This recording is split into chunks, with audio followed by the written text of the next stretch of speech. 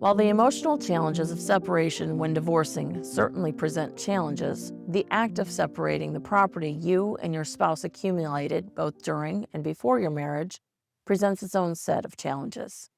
Ideally, you and your spouse will reach an agreement about how to divide your assets and debts.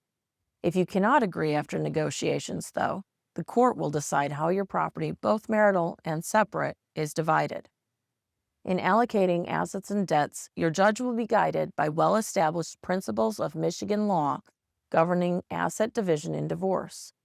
In the broadest sense, there are two main steps to figuring out who gets what when your marriage ends.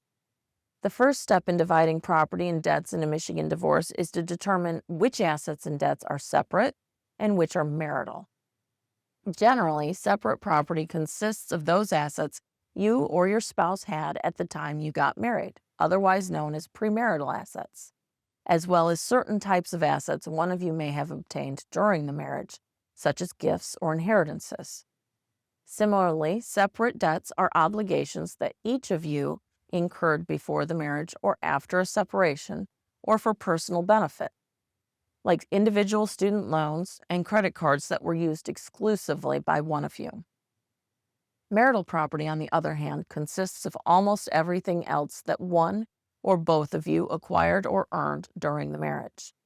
This may include any increases in the value or appreciation of separate property.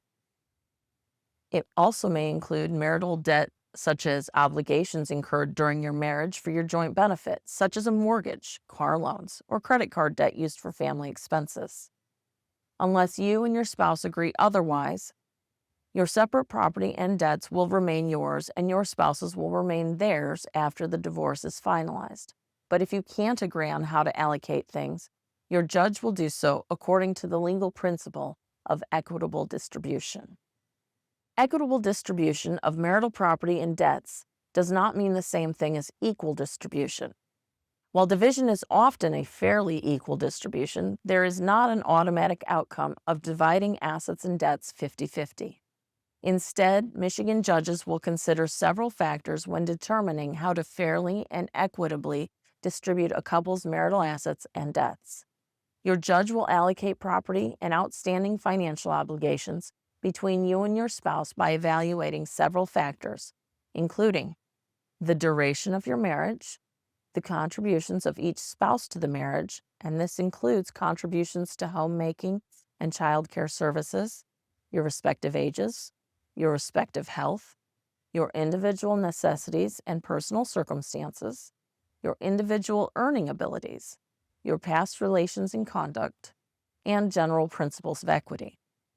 Of course, for a judge to fairly and equitably distribute assets and debts between the two of you, and for you and your attorney to know what is actually fair and equitable, everyone's financial cards need to be on the table. That is why Michigan law requires each spouse to make full and complete written disclosures about their assets and liabilities. Sometimes the temptation to try to cheat the system or hurt the other spouse by hiding assets and failing to fully disclose one's mandatory disclosures can be strong. Those who engage in such deception can be extremely talented at doing so. That is why both parties must complete financial disclosures. It is important to provide your attorney with as much information as possible about where they hold their financial accounts and any other information you may have available, so your attorney may make an independent assessment. Your attorney should work with you to ensure that all of the assets are known and properly valued.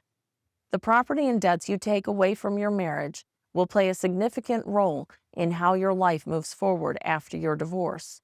A good divorce attorney will ensure that you emerge in the best financial position possible, and that you receive every dollar and you are cleared of every penny of debt that the law and your personal set of circumstances allows.